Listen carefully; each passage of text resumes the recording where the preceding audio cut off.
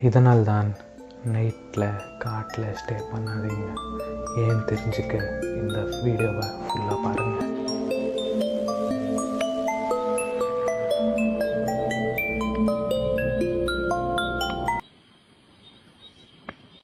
Video Hidalgo மெக்சிகோவில் உள்ள ஒரு காட்டில் எடுத்தது.